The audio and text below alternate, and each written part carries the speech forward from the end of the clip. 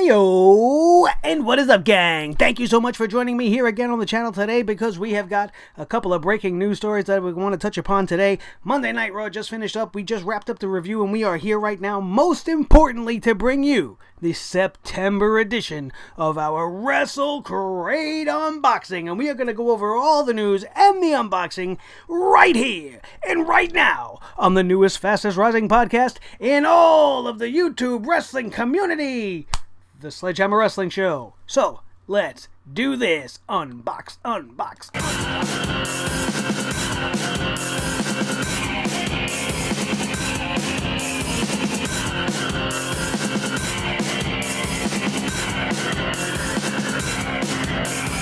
The Sledgehammer Wrestling Show.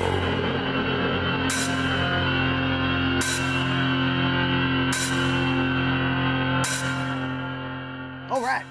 Wrestling fans, thank you so much once again for joining me here on the channel. My name is Nick Nightmare. Along with me, as always, is my boy Blue, the Snowball Microphone, the world heavyweight champion of all microphones. And we've got some breaking news stories to talk about. We're going to talk a little bit about Cesaro's teeth. We're going to talk about Jeff Hardy's injury. And we're going to touch upon John Cena and his cryptic little interview on not Talking Smack, but Raw Talk after No Mercy last night, where he kind of talks about the fact that he may be tiptoeing away from the WWE. But before we get into any of that, we are going to take care of some important business. And it has become some of my favorite business to take care of on this channel, and we are going to do it here for you today. It is time for our WrestleCrate unboxing, and here it is, sealed and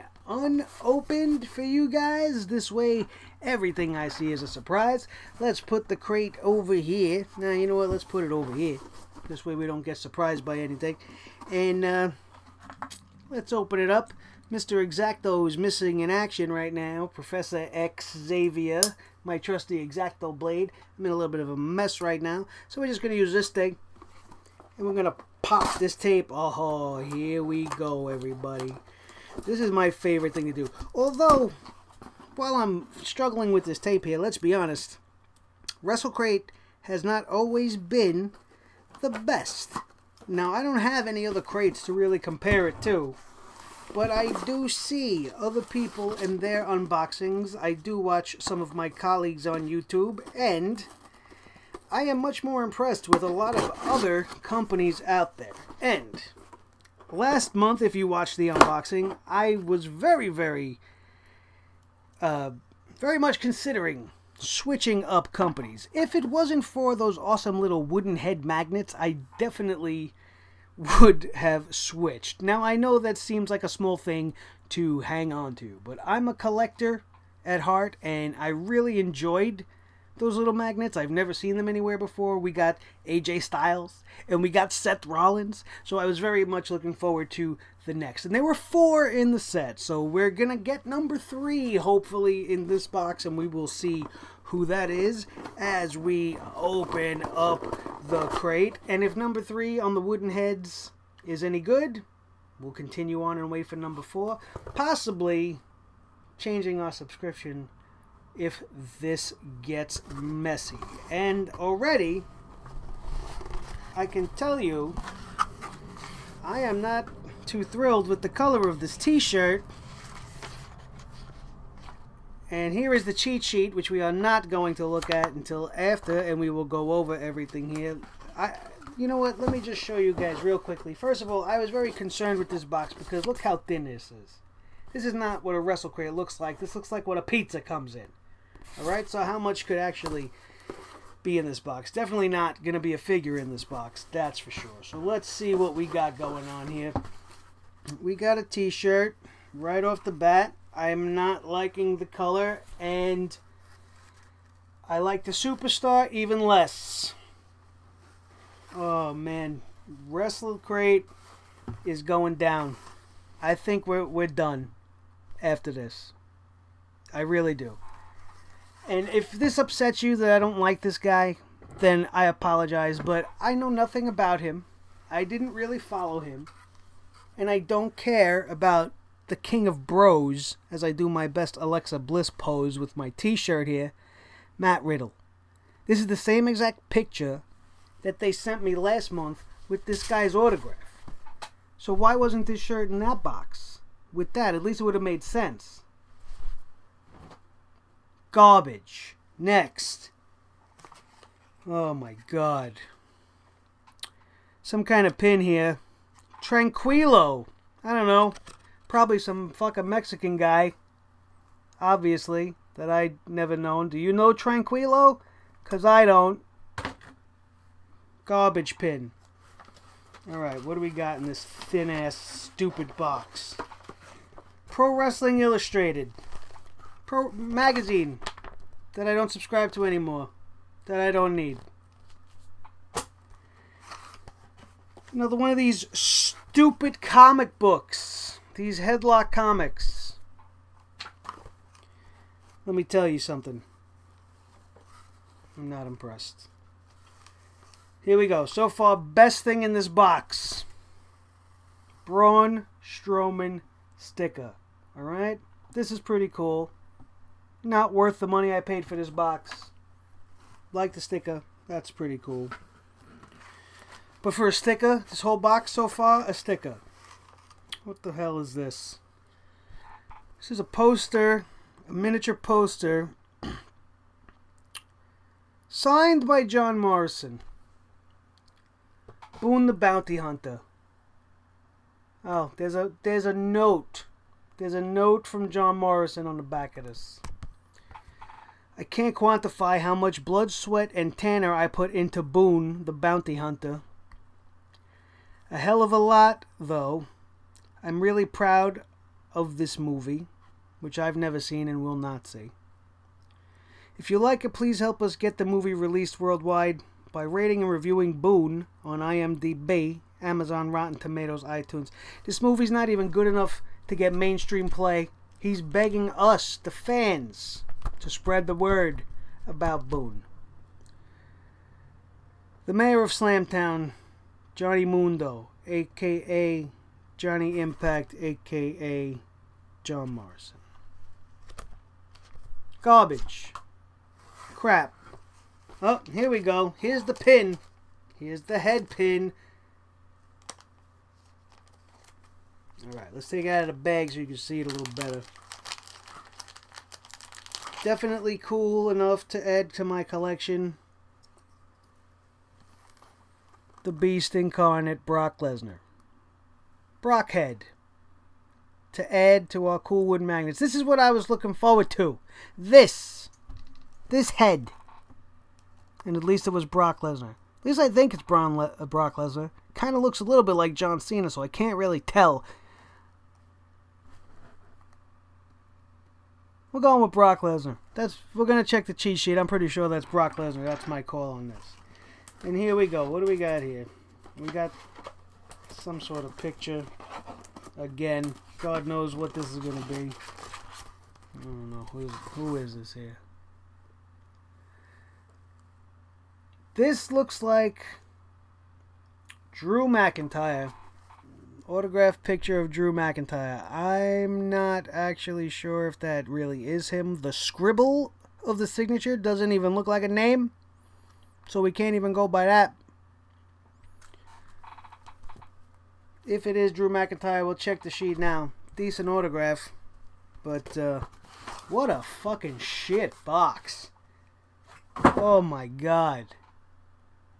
We are definitely... I'm pretty sure I got charged for next month's already. So we'll probably get one more. But I'm telling you right now, the next WrestleCrate you see will be the last on this channel. I don't know if I'm going with Pro Wrestling Tees or if I'm going to go with That Wrestling Club. If you guys have a suggestion, please feel free. If you guys are members of any of those, let me know which one you think is the best. Because WrestleCrate has gone to shit. They have maybe, in the last 8 months that I've been doing this, 8-9 months, I maybe got two good boxes. 2.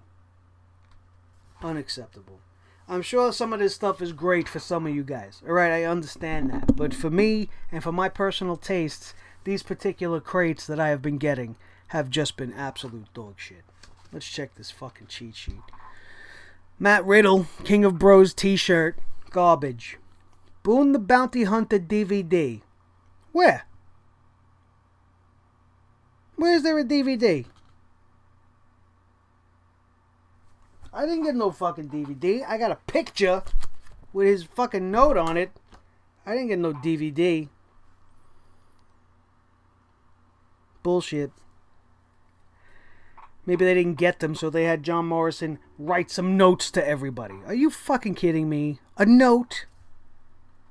That might be cool to somebody, not to me. Definitely not a DVD, and even if it was, I wouldn't have fucking watched it. Drew McIntyre autograph. Around the World and Back Again, Drew McIntyre made his WWE NXT return a few months back. Alright, decent autograph. Big deal. We'll put it up on the wall. Next. Pro Wrestling Illustrated PWI 500. I don't want no fucking PWI Illustrated. If I wanted it, I'd still be subscribed to it, and it would be cluttering a corner in my room, just piling up high like a library. Brock Lesnar wooden magnet number 3 of 4. So if I have been charged for the next box, it will only be for that friggin' magnet. John Morrison autographed Boone mini poster. See, I got ripped off. I am missing a Boone the Bounty Hunter DVD. You bastards. Whatever. Who cares? I don't want the fucking DVD anyway. Nor do I really want this fucking poster. I would have rather had a picture of him with an autograph, not a poster of some fucking B-list movie that The Miz couldn't even act his way into. The hell out of here. Braun sticker. No description needed on that. Armbar Apparel Tranquilo pin. What the fuck is Armbar Apparel? This month's Tranquilo pin. Be sure to check out their pins and other cool wrestling merch. No thanks. Headlocked mini comic featuring Sean Daivari. Sean Daivari. Not even the Daivari that's in the Cruiserweight division right now. No. This was dog shit. Plus the fact that I got ripped off an item. WrestleCrate is going down. You're going on the list, and we're putting your ass on the bench. Adios, fucking WrestleCrate. That is the last time I get disappointed by that fucking place. Alright, let's get to the news. Back to the main screen we go. Let's report on our news right now. Cesaro's teeth, as many of you are well aware, were shoved into, I hate even saying this sentence, were shoved into his upper jaw last night at the No Mercy pay-per-view after being catapulted face first into the ring post during the Raw Tag Team Championship match, and afterward he received 3 stitches ahead of some much-needed dental work today. WWE.com posted video footage of the lip stitching, which I will not be watching, and I have not watched because I cannot deal with that kind of shit in reality. I could watch a gory movie because I know it ain't real, but I can't watch some guy getting his teeth worked on or surgery of any kind. It's very difficult for me, but that might just be me. They also released a story with a quote from their doctor saying his teeth were pushed into the jaw by about 3 to 4 millimeters. That's pretty much the length of your tooth. That's insane. And I said last night on the review, I said, I'm pretty sure at the beginning of this thing, when it first happened, right after the initial impact, those teeth were gone. He looked right at the camera and he did like a, and his teeth were not there. And by the end of the match, you saw 2 little pieces kind of hanging down. I thought maybe he went and found his teeth and put them back, because I'm a maniac that way. But they were pushed up into his face. They had to pull them back down. Ay. The Swiss cyborg looked to be in good spirits, though, showing off his new crooked grin and asking on Twitter if anybody knew Isaac Yankum's phone number. So good on him. Absolutely. Wow. What else can you say for a guy to take something like that and get his teeth pushed up into his face? Right up into his jaw. And they continued to wrestle for as long as they did, pouring blood all over the place. Much respect to Cesaro. Absolute badassery at its finest. Holy cow. More on the injury front. As many of you know, Jeff Hardy has been reported to be injured with his shoulder, as we brought to you on this channel just, 24 hours ago before the pay-per-view. Jeff Hardy will be out of action until further notice due to a torn rotator cuff that requires surgery. Rotator cuff injuries are not easy to overcome. It is a very common injury to Major League Baseball pitchers from the constant rotation and repetitive motions of throwing 100-mile-an-hour fastballs from their arm. It is a very common thing for them. I don't know how this happened or for Jeff in this scenario. It just seems like an odd injury to get in wrestling. It's not something you hear very often, although I'm sure it has happened before. As first reported this weekend, that surgery was likely required due to the shoulder injury he sustained, and it has now been confirmed by WWE.com. WWE's senior. It's really late, man. I'm having a hard time reading over here. WWE's senior, not senior, senior ringside physician was quoted in the article as saying, "It's a full tear and Jeff will go in for surgery next week." The charismatic Enigma says the whole situation is depressing and adds, "It sucks that I can't be involved in a match or can't get in there and do what I normally do because I'm injured. But I just have to get over that. Stop worrying about it and look forward and push myself to get repaired and healed and come back better than ever with a brand new shoulder." Great attitude to have. I'm sure he's going to be back sooner than later. WWE likes to overestimate their injury returns to allow a window of surprise, but don't get your hopes up for too quick of a return. As I said before, this is a pretty serious injury. It's going to require at the very least 6 months of full-on rehabilitation before he's going to be able to come and do anything in the ring. So as much as we look forward to that, it's going to be a while. And the most disappointing thing about this, at least for me, is that this injury to Jeff Hardy absolutely puts the match that has been speculated upon between the Rhodes brothers and the Hardy Boys at the upcoming Starrcade definitely not going to happen. So, I mean, they was probably not going to happen to begin with, being Cody Rhodes just signed his exclusive deal with Ring of Honor, but I think that ROH would allow for some leniency, especially at an event such as that, and they would be able to get some promotion for their own company on WWE TVs and on the WWE Network, which is, as we've reported earlier on the Taking the Survey for the WWE Network, might be happening anyway if they can get their ducks in a row. That's a good way to put it. If they can get a deal on the table with ROH to be featured on WWE Network. But don't expect to see him anytime soon, and we definitely shouldn't expect to hear of that match being booked. John Cena. John Cena disappointed us all by laying down and doing the job for Roman Reigns, who is an undeserved competitor in this light. He does not deserve the spotlight he is being shown upon. It has been a 4-year-long failed experiment, and John Cena just allowed it to happen. He doesn't care about the likes of talents of the caliber of a Dolph Ziggler or how good a Baron Corbin could be, and I'm sure there's countless others that got squashed under the thumb with the golden shovel of the great John Cena.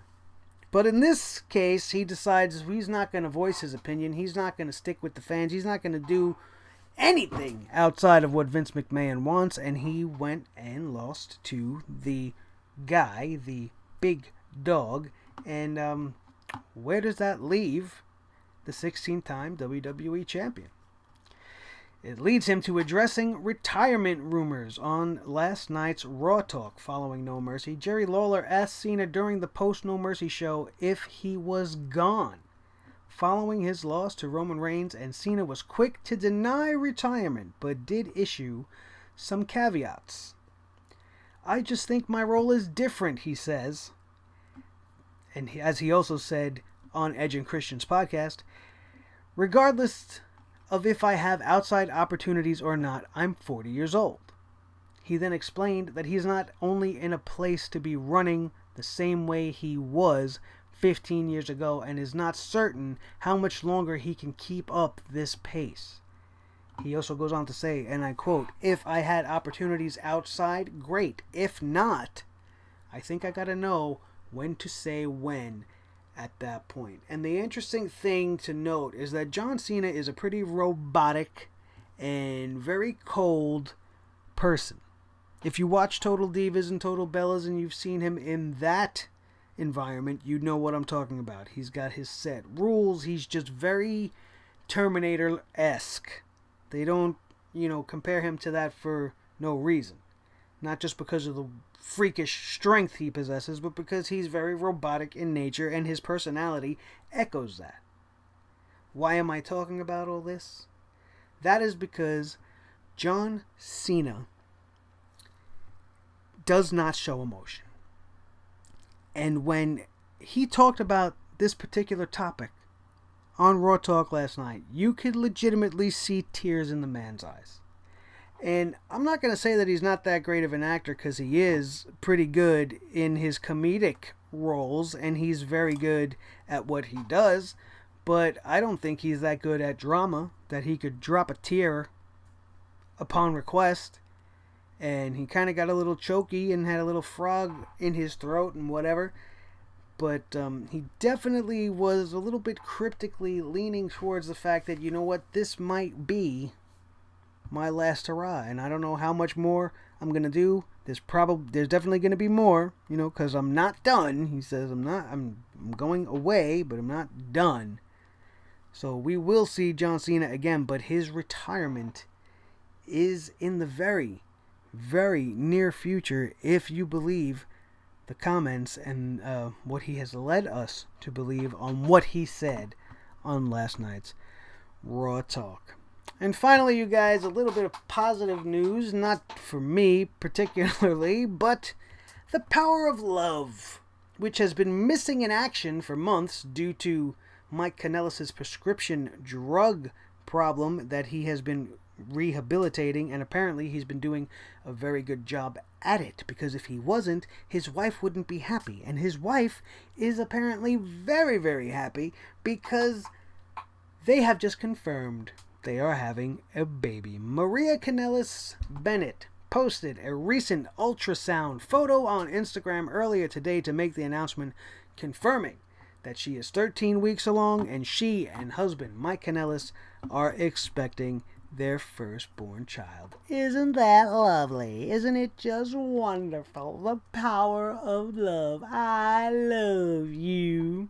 It's been a very baby-heavy year in the world of pro wrestling. We had, not that she's such a great wrestler, but we had Rosa Mendez last year, right? She kind of kicked off this whole shebang. Then we had Brie Bella giving birth to little Birdie, right? And now we got the announcement just a few weeks ago of the tiny A-lister gracing the planet with the Miz and Maurice, and now you can add a baby ball of love coming to us courtesy of the Kanellis family. Congratulations to everybody involved. I'm sure you will all be great parents. And if I could tell you just one thing as a parent myself, all you gotta do to be a good parent is pretend you know what the fuck you're doing. Because you never do. There is no right answer. Parenting is nothing but a never-ending quest for what's right. Because your parents didn't do it right. You know that. But you made it, right? You're here, you're watching me, you're a wrestling fan, so that means you did something right. Right? I'm sorry. Just going a little off there.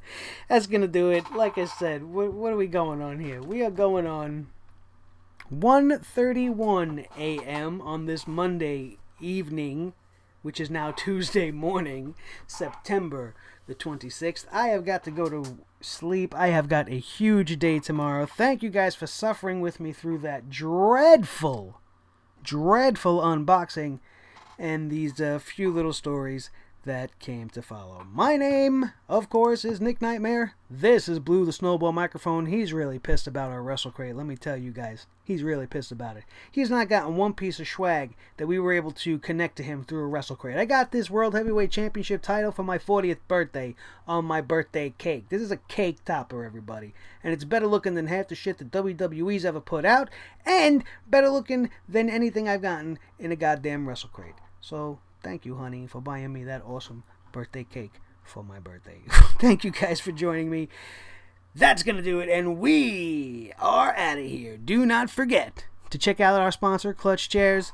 Click that link in the description below. Hit that like button. Share this video with your friends. And subscribe to become part of the Sledgehammer Club if you have not done so already. We are out of here, and we will see you next time right here with a new unboxing company on the Sledgehammer Wrestling Show. I'm tired. Good night, you guys. See you tomorrow for the SmackDown Live review.